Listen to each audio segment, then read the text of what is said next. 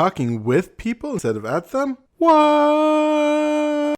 Welcome to the Joyous Expansion Podcast. I'm your host, Brett Dupree, scouring the globe to bring you stories of courage, passion, and resilience. If I could sum up this podcast into one word, I would use empathy. Now let's get inspired.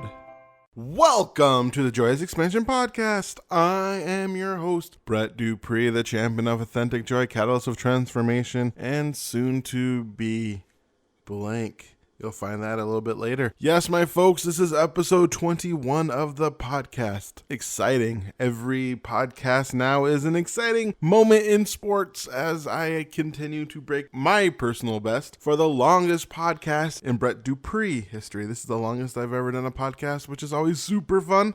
It takes me about 5 hours per episode. It's actually a lot of work. Sometimes I wonder if it's worth it. And then I see those sweet 5 views, and then I know, yeah, I touched 5 lives. Maybe one day I'll touch more, but right now, if it's just those 5, it's worth every second. It's worth every penny. Well, I don't pay for the free views. I'm experimenting with Facebook ads to see if I can get the view count a little higher. Because these people deserve to be heard. They're great.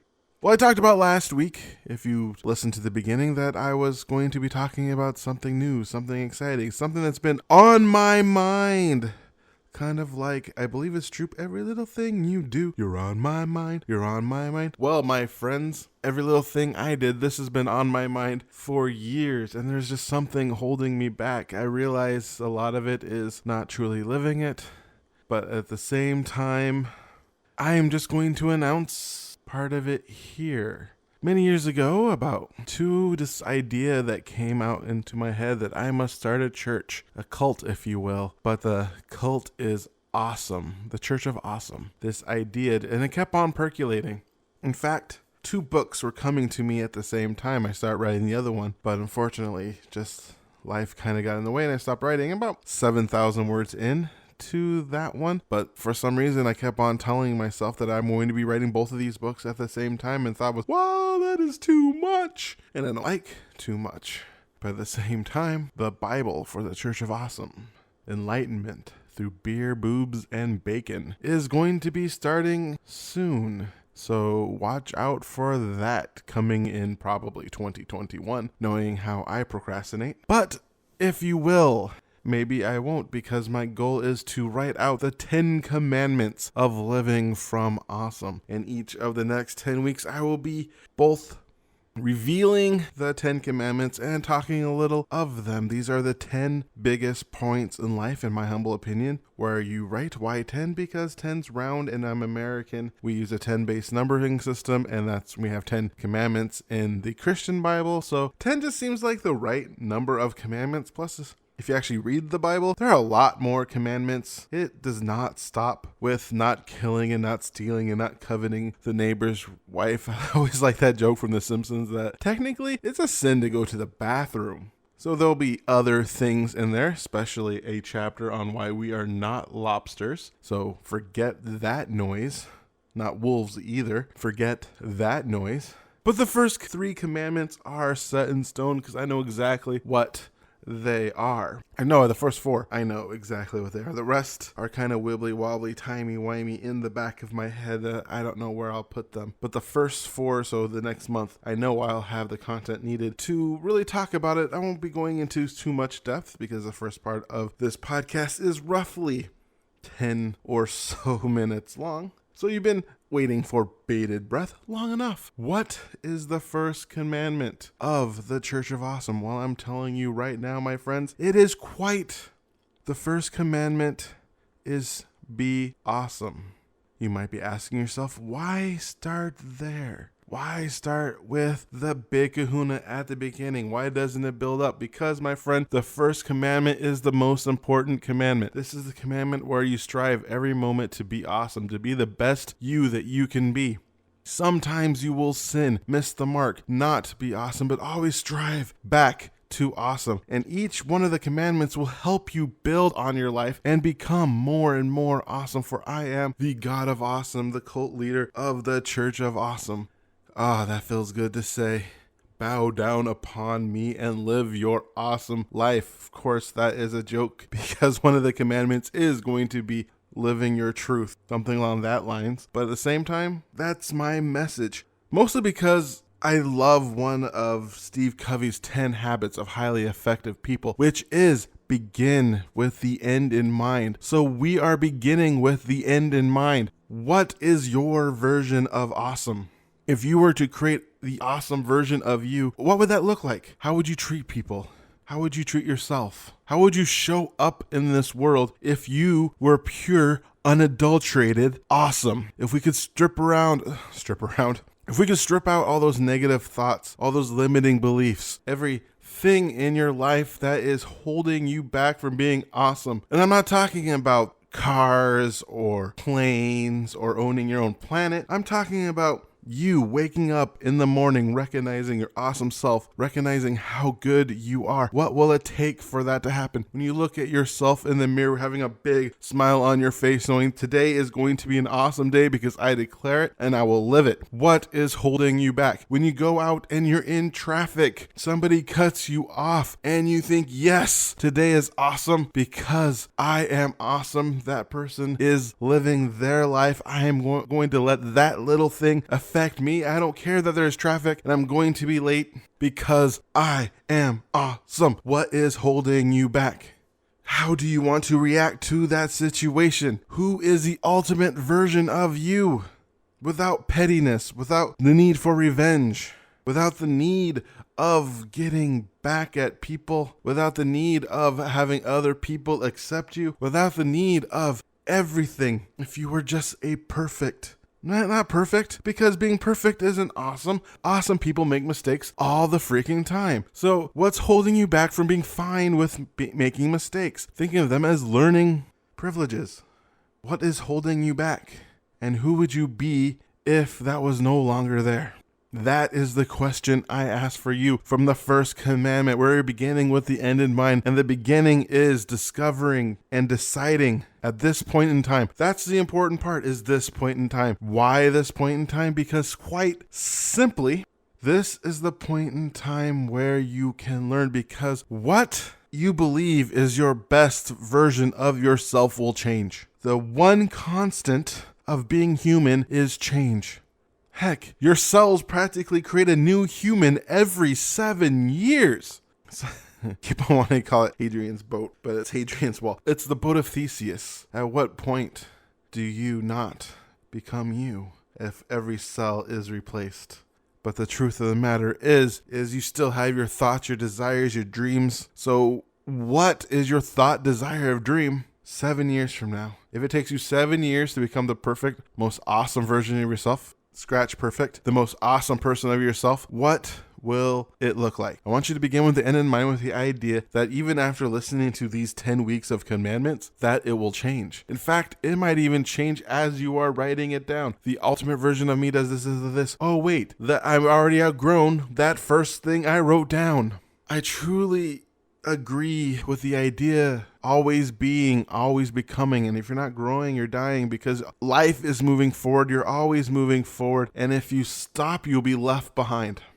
So having a growth mindset, having a solution mindset is important when it comes to being your awesome self. So that is just a taste of this new upcoming book, with the first commandment being awesome. And speaking of awesome, I have today a wonderful interview with Ross Murker, a friend I have met through Toastmasters. This might surprise you. I know a lot of people in Toastmasters. It's a wonderful organization. Ross, unfortunately, hasn't been able to come to my Lightworker Toastmasters Club. I'm hoping he's able to make it one day. I know he wants to be there, but he has other commitments, as a lot of people do. Finding a time that works for everybody is nearly impossible. But as I've gone to know Ross, the more I come to like, he's a nice, delightful guy, and we have a nice and delightful interview. Ross Murker is a sum of many parts. He is a survivor of childhood molest, abuse, and neglect. Was a did not work up to potential student in school, a divorcee, a serial entrepreneur who has held 39 conventional jobs across 40 years of employable life while learning by failing at several different business opportunities during the same period. And is successful in many different ways as well. A veteran, father, widower, business team builder, Toastmaster, a student of public speaking, neurolinguistic programming and hypnosis, a karaoke singer, a 800 words per minute speed reader. He brings a wide variety of personal and professional experience and education along with an earnest desire to be of service in helping people succeed. And you will hear his desire to service in this interview. So I'm proud to bring you my interview with Ross Murker. Hello, Ross, and welcome to my podcast. Hi, Brett. Thank you for having me. I know you from Toastmasters. How fun is that? That is awesome. I have watched and admired you as you built the Lightworkers Club, and I'm looking forward to visiting it sometime. Thanks. Look forward to having you there. It's been a blast starting the club. Yeah, Toastmasters has been really good for me these last couple of years. That's great to hear. Looking at the thing you sent me, it said you had 39 years of conventional employment? Yep. I've actually been conventionally employed ever since I was 15 and a half and wanted to get my learner's permit at various jobs, and I'm averaging about a job a year. When you take 5 years for the Army and 3 years for a tech job out of that mix, my average duration per job goes down a little more sharply. And it's not a space I feel like I fit into very well. What causes you to feel like you don't fit in? Well, at first, I feel like it's fun. I'm contributing. I'm earning my income, paying my bills, and everything's wonderful. And then I start noticing places where things might be improved, made more efficient. In some cases, things have been moving along perfectly, but I've had increased responsibilities without correlating increases in compensation. And I really didn't think that was fair, and I wound up getting resentful. And one way or another, I wound up parting ways with them. A fun sideways promotion. Here's more work, but we're not going to pay you anymore, sorry. Or here's a new title that comes with more work, but we're not going to pay you anymore, sorry. And it's like, yeah, I'm sorry too. I got to go. So you've been trying to create your own side business for how long now? I have been pounding my head against the side business wall for several years. Feel like I've finally started to get a few clues going on around it, and am currently an affiliate for a few different companies. Cool. So what businesses have you started? Most of the businesses that I have attempted have been as an independent distributor or affiliate with various network marketed companies. And for a long time, I was your typical, I've got dollar signs in my eyes, I'm joining the NFL, no friend left, because I'm chasing all my friends. Hey, you got to buy this, you got to try this, you got to do this. And they weren't really interested. And it took me a long time to see that it was because of the way I approached it that they weren't really interested. How would you approach them? I'd get excited about a given company's products or services. And as soon as somebody would, hey, what are you doing? Just land on them with like a landslide or an avalanche of information, because that was what I felt was important, was making sure that people knew that I knew just about everything there was to know about what it was I was trying to offer. And it didn't work out real well. What kept you going forward with trying those businesses? I have seen too many people succeed with them. I have seen so many wonderful success stories where people started out with just $50 or $100, and they got started with a business that they really liked. They bought the products, they tried the products, or they bought the service and tried the service. They really liked it, and you do what people do. We've been network marketing since we were 3 years old and asking our parents for a special toy that we saw advertised. The difference is that some people get paid for it. And I wanted to be one of those people getting paid for it. Certainly do like getting paid. It's amazing how many people don't. For whatever reason, the industry seems to have a stigma attached to it because of some of the more vocal proponents, including the way that I used to approach it. So I guess I can see it. behind all of that, there is value and there is an opportunity. It says here that you have an abysmal low emotional EQ. Yes. At one time, when I was a kid, everybody has childhoods. Some of mine, when it came to my age peers, was my own darn fault. I held myself as being smarter than everybody around me. I held myself aloof. It was kind of defensive because there were things going on that I didn't want anybody to know about because I was ashamed of them. Because of that, or partially because of that, and partially because kids are kids, I was very lonely during my childhood and early life. I wasn't good at social skills. I wasn't good at interacting with people. I wasn't good at appropriately demonstrating how I cared about other people in the occasions I did. And it wasn't a good time. Do you think that has led into some of your quote unquote failures in creating a secondary to primary income through not working a 9 to 5? It may have been. It certainly wasn't that I intended to come off that way, but when you tend to lead with your knowledge of all the facts and information about a given opportunity, I can definitely see where it might be seen like that. So let's talk about Darla. You can tell people her story?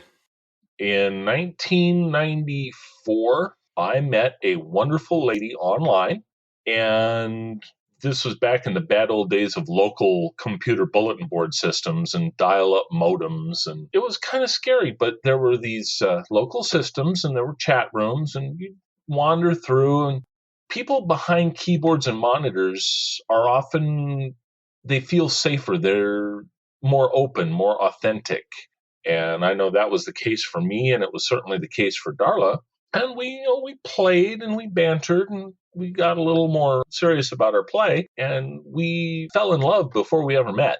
We spent some time. We had each been married before, so we had a long engagement to make sure it was right. And we had a little over 14 years of absolutely wonderfully happy marriage.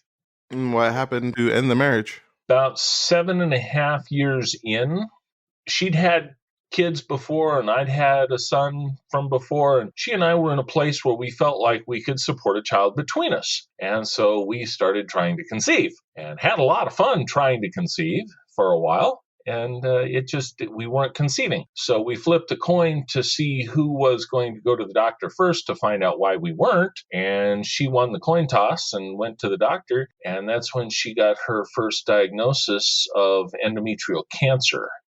We spent the Valentine's Day weekend in the hospital with her recovering from surgery. And she went through a course of chemotherapy. Cancer stayed gone for about 2 years, and we were happy.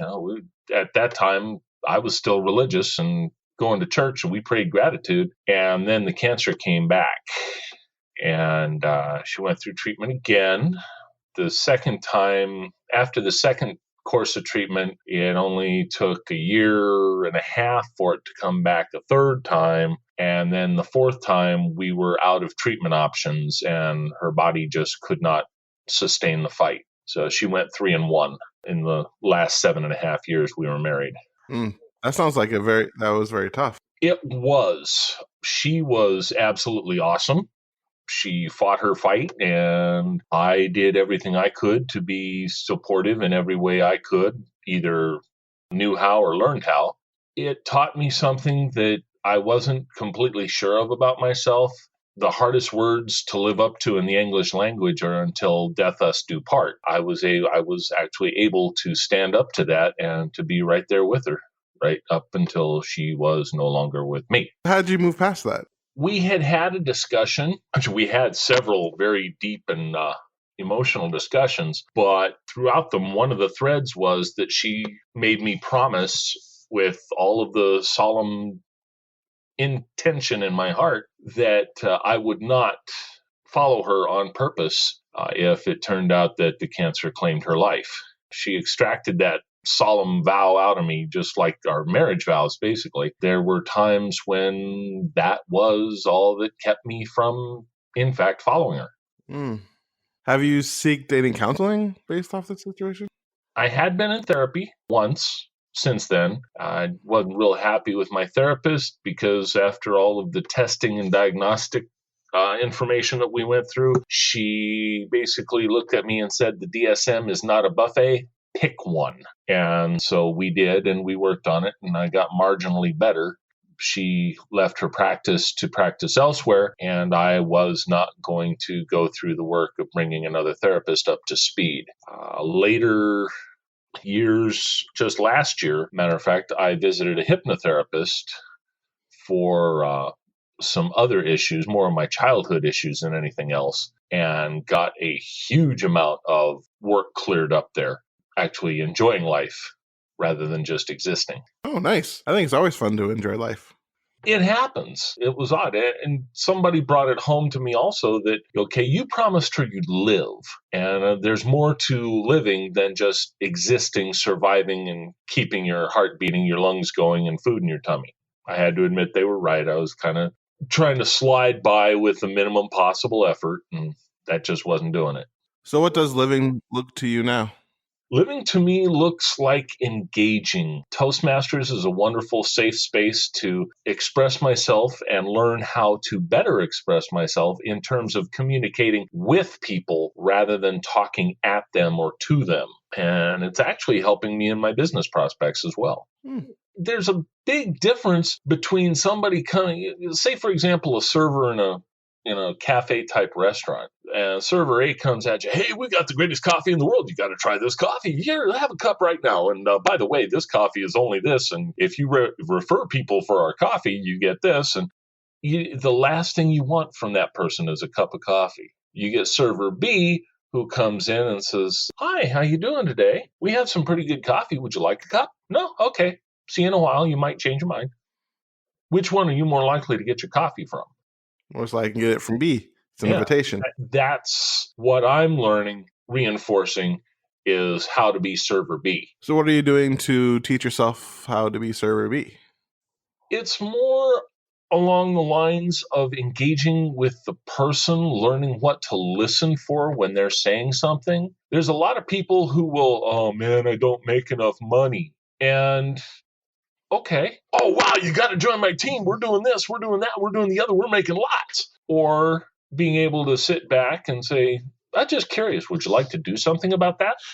And sometimes people will say, yeah, I'm interested in taking a look at something different. Or, okay, it's my own fault with my finances. I'm not really that much motivated to do anything different. And, the latter group you leave alone, and the prior group you talk to and see if your option might fit for them.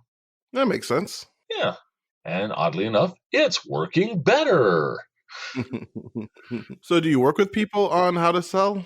I do. It's more not necessarily how to sell, because we all know how to sell. We get enthusiastic. We transfer that enthusiasm. That I am sold myself is the last four letters of the word enthusiasm. Most of it is about learning whether or not people have a want or a need that what you have can help fill.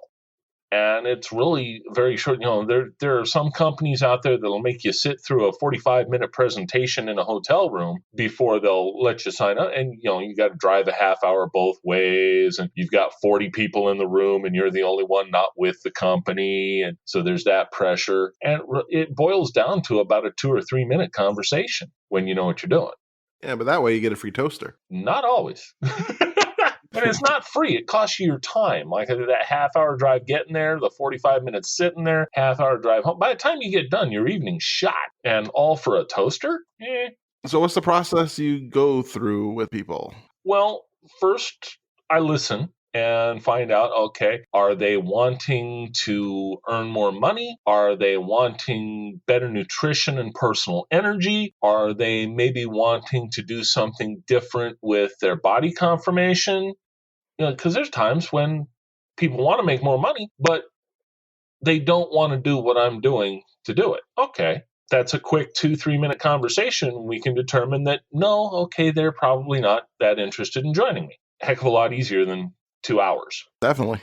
There's people who, maybe they do want to do something different toward their body composition. Maybe they do want to do something better with their nutrition, but they do not want to share it with anybody. They want to keep it a deep, dark secret in their cupboard. And that's fine too. It used to be that, everybody has to make more money. Everybody wants to make more money, right? Come on. And that would ruin things where I might have had a customer prior. And so I have learned that not all of my customers are going to be teammates and distributors. And my teammates and distributors may only be minimally customers. You got to meet people where they are. That makes sense. When I was first trying to do these businesses, I had literally no clue what to say or how to say it that would help people decide to join me. It's like going to a party and say, wow, how much do you weigh? Am I going to get a date? Probably not. Or how long does it take you to put that makeup on? You say the wrong things, you're going to get results you don't want. You learn how to say what to say, and it can be as simple as a script. Is it going to feel natural the first time? Probably not. But we have things called practice until eventually even a 1 minute or 2 minute story flows as naturally as, talking about your drive into work that morning. And when you can teach people that it can be that easy and that natural, then they can see themselves succeeding with it a whole lot easier. They're more inclined to want to do it. Do you have any fun success stories? Oh, yeah. Yeah, I do. I have one individual on my team who they're just enjoying, they've made a game of it. They just enjoy practicing. They're like, may I practice a 1 minute? Do you have a minute? Can I practice this? I'm starting up with a new opportunity, and I'd really like a chance just to practice. We'll say up front that you're not going to do this with me. Okay, you're safe. No, zero pressure. We know you're not going to do it. You've already said no.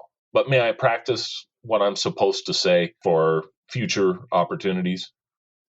Mm-hmm. And so they get the opportunity to just practice the 1 minute presentation.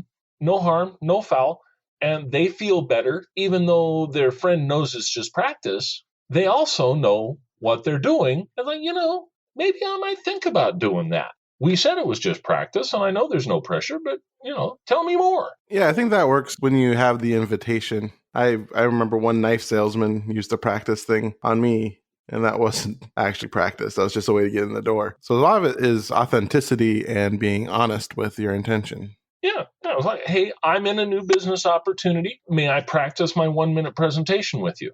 We'll agree you've already said no, Yeah.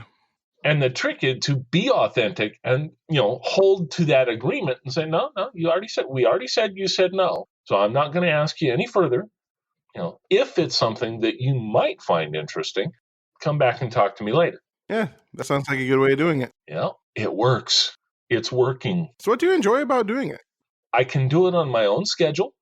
I have the power of an option that many people haven't even let themselves consider. There is a way to win the game. It's not difficult, just different, and it works.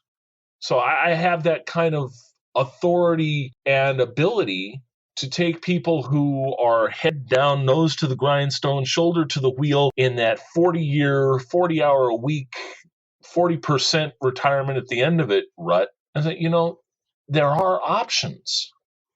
Maybe it's not for you, but what if it is? Isn't it worth at least looking? Yeah, I think it is worth at least checking out. Yeah, it's interesting. People ask me what I do, and I haven't exactly what to say script for it. It's like, well, how so many people are looking for a little more healthy energy in their lives? And they're nodding. And, well, how so many people seem to run out of money before they run out of month? They'll nod, or they'll at least think about it. Some people, keeping an open mind, have found one way to answer both problems. If you're ever interested, we could talk more about it. Meanwhile, how about those Seahawks? Zero pressure, inoffensive, but it lets people know that you have an option that, okay, maybe I might want to ask about this. If they have either the healthy energy or the money as things that are concerning them, they'll ask about further. If they're not open-minded and they're married to their job and I'm growing up the way my parents grew up in a conventional employment situation, then that ends the conversation and you know that they're probably not a good fit for your team. Yeah, that makes perfect sense. Yeah. So knowing little things like that about the how to say, what to say, and how to approach people with it, it's funny. You ask somebody what they do. The thing that you probably, you know this, you're doing interviews. When you ask somebody what they do for a living, and you can see in their face whether it's something they enjoy or whether, I, I'm a fudge packer at the Keebler Elves Cookie Factory. You Sounds like can a tell great how job. much they like what they do. And a lot of times, if you ask them, they may be polite and ask you what you do. And you go into that, and you give them fact, small bit of information. If they're at all open to it, they'll ask about more. And if they're not, then you can continue on. How about them Seahawks? Yeah, that makes perfect sense. So it So, flows naturally. It's not the somebody with dollar signs in their eyes coming up and grabbing your lapels. You got to come to the hotel with me Thursday night to an opportunity meeting. So it works a lot better when you know how it works. cool. We're getting to the end of our interview together, and I like to ask people to do 1 minute of motivation. This could be something along the lines of you have a time machine and you go back to the past to your 8-year-old self, but you only have 1 minute to convey some information, or basically taking your life philosophy and packing it down to a minute. So are you ready to get this started? 1 minute core motivational message to an 8 or 10-year-old me. Hey, little man, I know you don't believe it right now, but there is somebody who loves you. And there are several more who, although they may not show it in ways you see as love, they care for and about you too.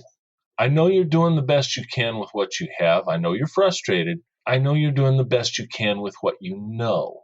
Keep doing that. You will get stronger. You'll get smarter. And when you follow through, you'll do something really important. Whether anybody else ever trusts you or believes in you, or whether you feel like they do, you'll have earned something. Your own trust, confidence, and faith in yourself. You can. I know you can. I know you can because we did. And there are more of us ahead who are saying the same things to us that I'm saying to you. Thank you. Thank you for sticking around. Thank you for being part of the awesome. Thank you for building those dream castles in the sky and in the sand. Thank you. We love you. Keep asking yourself, how does it get even better than this? Then listen and pay attention. The answers come from some places where magic still lives. See in my mirror. Be good. Awesome. Thanks. That was delightful. Been rewatching that exercise every once in a while, and it's amazing what comes up, because so often people forget about the kid that they were. That's sad, because that kid is still around. The most awesome story that I've read in recent times as far as emotional impact was, I think it was Ursula Le Guin walking away from Omelas. There's this beautiful city, magical, fantastical, all the treasure, all the knowledge, everything. And it rests on keeping a child buried in garbage and sewage and filth. And if you rescue the child, you risk the city. And Sounds like an interesting story. I can't do it justice. You got to read it. It was something a mentor of mine, Stephen Barnes, shared with me. I would like to thank you for being on my podcast. Your story of struggling with your day-to-day job and then struggling with trying to build something outside of it, start talking at people instead of actually talking to them, and coming to the realization that it's all about connection with people rather than trying to sell to people is an important message that I'm sure many of my listeners will take away and incorporate into their lives so that they can better connect with people and grow their business through connection rather than through trying to push their wares onto people. And if your listeners are looking for a place where they might join a team led by yours truly with regards to using one of those opportunities, my website is www.healthywealthywesternwa.com. The WA is for the state. Healthywealthywesternwa.com. Thank you. Awesome. Have a great day, Ross. You too. Thanks, Brett. And there you have it, folks. There was Ross's interview. I liked a lot of what he was saying, especially when it talked about selling.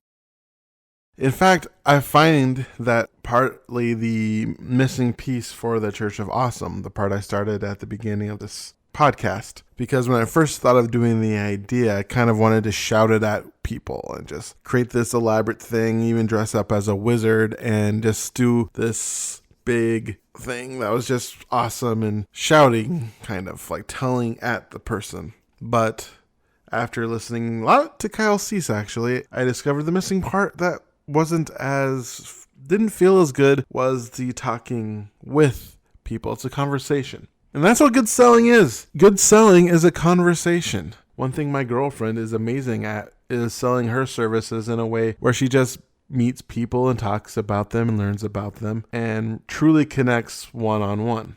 Which, of course, is not one of my best skills, is conversing one-on-one and talking about what I do and what I want to accomplish. That's not one of my area of expertise, but that is something that I am working on. And listening to Ross's interview, it really put me on the right track of thinking about it as a conversation and learning more about Ross, which before this interview, I didn't know much about him. He was a guy I knew at Toastmasters. He was a nice guy, as most people are at Toastmasters. I highly recommend that wonderful organization, especially if you find the right club. If you're in the Seattle area, come check out the Lightworker Toastmasters. Anyway, and learning more about Ross and what he's gone through, losing a wife that can never be good, especially when they're awesome. And through cancer like that, that has to not be fun. I can't imagine what I would feel if I lost somebody I was married to for that long to cancer and still have so much of my life to live, because, we all die someday. But at the same time, he's only in his 50s and, well, he has more life to live without her. But that was also probably a while ago. He didn't really give a timeline, did he? But going through that, the interesting part about that is talking at people. You see this all the time. The Facebook equivalent of adding someone to a Facebook group without their permission and then selling them. Or my favorite is when you meet somebody on Facebook, or, you meet somebody and then on Facebook, they just sell at you all of a sudden and talk at once. They invite you to a conversation, and the conversation is just them pushing their MLM marketing scheme on them. I have one person who, honestly, I don't really want to talk to, because only time we talk is when he wants to sell me something. And it's just annoying. It does not feel authentic. His excitement is palatable. I can see why people would want to join, but at the same time, I don't want that kind of selling. I want real friendships. And being authentic and selling, in my humble opinion, is important. It's like in mail marketing, when all of a sudden I saw all these people I subscribed to put oops messages after their regular messages. Oops, I forgot to put the link in my last message. Whoopsie daisy. It turns out everybody was making that mistake. It was almost like that was a scheme. Someone figured out that more people open up oops emails and regular emails, and then everybody jumps on it. Or, oh man, the absolute worst is bots. I hate bots. I signed up for a messenger bot, and holy heck, I did not like it. Part of the reason is because I hate notifications, and every time I get a notification of a message, I get kind of excited. And when it's just someone trying to tell me something or say check out their blah blah blah, I get like, Argh! I mean, that's fine if it's a Facebook post or on a Facebook page, but if it's a message, I want it to be sent to me from someone. Same with a text message. It's like I subscribe to someone to call me and go, buy my thing. I subscribe to an advertisement. Why would I do that? I don't want to do that. And the marketing that tends to work on me now are more friendly people. People who connect with me. People who truly felt like they want me to succeed and want to get to know me. Because that's the most important part, is get to know me and get to know you as well. Getting to know the person and creating a connection. Connection is the future of marketing, is the future of advertising. It is the future of this world, being authentic, your authentic self, and trying to work on serving that person. Not trying to work on, but showing how you can serve them and how you are going to serve them. That is the most important part, in my humble opinion. And listening to Ross, he seemed to have learned that. And it's a very good message to hear. It is very good to hear somebody who goes from the blah to the let's discuss this. I'm going to invite you. And I do like the idea of practice, but practice being only practice. If I ever practice again on somebody, at the end, I'm just going to thank them. And if they want to continue, just have them only if they bring it up themselves. I'm not going to even try to use practice as a back door. But I'd also like their feedback, because feedback is awesome. Well, during this time, I generally read an outro about Ross Murker. However, he already told you how to get in touch with him, so I suggest you do that if you want to be part of his team. And if you don't, well, what have you learned about today's podcast? If you want to tell me what you learned from today's podcast, send me an email at bre2ts@joyousexpansion.com. Yes, that's Brett Dupree at joyousexpansion.com. If you want to learn more about me, go to www.joyousexpansion.com. You can check out more of this podcast at pod.joyousexpansion.com. Are you seeing a theme? I'm also on Facebook, but it's /increaseyourjoy, so but my Instagram's Joyous Expansion and my Twitter is Joyous Expansion. So I got the marketing on that one. I am Brett Dupree, the champion of authentic joy, catalyst of transformation, Joyous Expansion life coach, cult leader of the Church of Awesome, or Grand Poobah, or whatever I decide to call it. I don't know. I haven't come up with that part. Even though cult leader sounds super fun because it makes me feel mysterious and I can wear a cloak. I always wanted to wear a cloak or a cape. Yeah, a cape. I should get a cape. Capes are cool. So thank you so much for listening to this podcast. Like and subscribe wherever podcasts are podcasting. I know that doesn't make sense, but that's what happens when you improvise. And once again, I remind you to be joy, be love, be awesome. Now play that jingle. JoyousExpansion.com. JoyousExpansion.com. Come and say hello to Brett Dupree. He is an inspirational life coach. Good for you and good for me. He turned my life from grey to blue. I'm sure he'll do the same for you. Get in touch and you'll see your life will change dramatically. JoyousExpansion.com. JoyousExpansion.com. Yeah.